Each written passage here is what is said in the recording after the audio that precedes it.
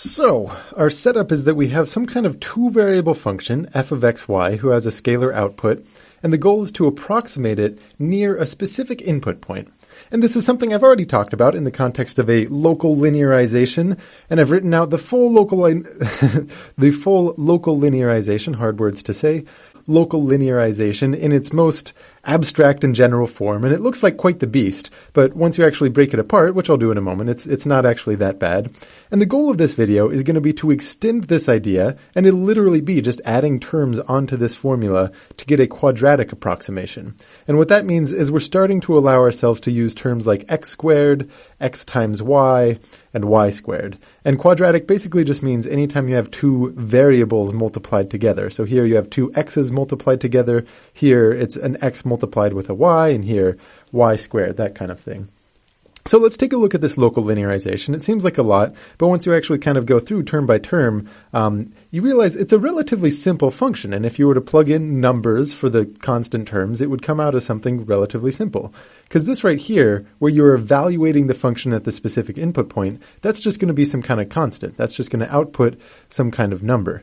And similarly, when you do that to the partial derivative, this little f sub x means partial derivative at that point, you're just getting another number. And over here, this is also just another number, but we've written it in the abstract form so that you can see what you would need to plug in for any function and for any possible input point. And the reason for having it like this, the reason that it comes out to this form, is because of a few important properties that this linearization has. Let me move this stuff out of the way. We'll get back to it in a moment. But I just want to emphasize a few properties that this has, because it's going to be properties that we want our quadratic approximation to have as well. First of all, when you actually evaluate this function at the desired point, at x naught, y naught, what do you get? Well, this constant term isn't influenced by the variables, so you'll just get that f evaluated at those points, x naught, y naught. And now the rest of the terms, when we plug in x here, this is the only place where you actually see the variable. Maybe that's worth pointing out, right? We've got two variables here, and there's a lot going on, but the only places where you actually see those variables show up, where you have to plug in anything, is over here and over here. When you plug in x naught for our initial input, this entire term goes to 0, right? And then similarly, when you plug in y naught over here, this entire term is going to go to 0, which multiplies out to 0 for everything. So what you end up with, you don't have to add anything else. This is just a fact. And this is an important fact because it tells you your approximation for the function at the point about which you are approximating actually equals the value of the function at that point. So that's very good. But we have a couple other important facts also, because this isn't just a constant approximation. This is doing a little bit more for us. If you were to take the partial derivative of this linearization with respect to x, what do you get?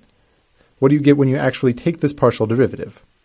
Well, if you look up at the original function, this constant term is nothing, so that just corresponds to a 0. Over here, this entire thing looks like a constant multiplied by x minus something, and if you differentiate this with respect to x, what you're going to get is that constant term, which is the partial derivative of f evaluated at our specific point. And then the other term has no x's in it. It's just a y, which as far as x is concerned is a constant. So this whole thing would be 0, which means the partial derivative with respect to x is equal to the value of the partial derivative of our original function with respect to x at that point. Now notice, this is not saying that our linearization has the same partial derivative as f everywhere. It's just saying that its partial derivative happens to be a constant, and the constant that it is the value of the partial derivative of f at that specific input point. And you can do pretty much the same thing, and you'll see that the partial derivative of the linearization with respect to y is a constant, and the constant that it happens to be is the value of the partial derivative of f evaluated at that desired point. So these are three facts, the value of the linearization at the point, and the value of its two different partial derivatives, and these kind of define the linearization itself. Now what we're going to do for the quadratic approximation is take this entire formula, and I'm just literally going to copy it here, and then we're going to add to it so that the second partial differential information of our approximation matches that of the original function. Okay, that's kind of a mouthful, but it'll become clear as I actually work it out. And let me just kind of clean it up at least a little bit here. So what we're going to do is we're going to extend this, and I'm going to change its name because I don't want it to be a linear function anymore. what I want is for this to be a quadratic function. So instead I'm going to call it q of xy. And now we're going to add some terms, and what I could do is add, a constant times x squared, since that's something we're allowed, plus some kind of constant times xy, and then another constant times y squared.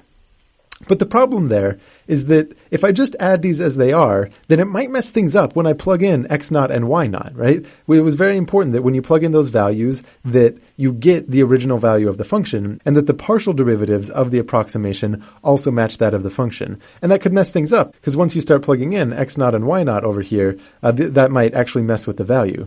So we're basically going to do the same thing we did with the linearization, where we put in, every time we have an x, we kind of attach it. We say x minus x naught, just to make sure that we don't mess things up when we plug in x naught.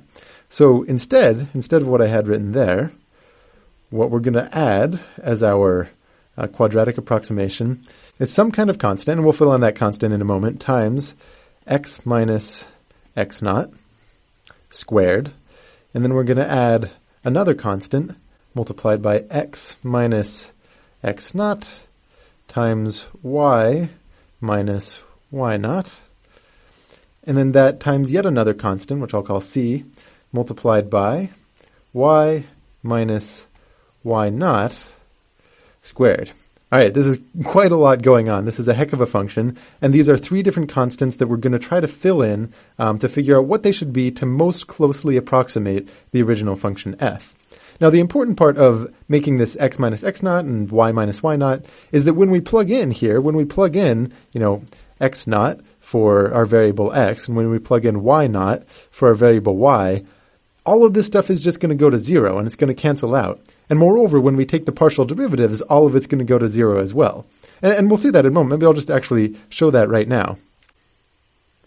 Or rather, I think I'll call the video done here and then start talking about how we fill in these constants in the next video.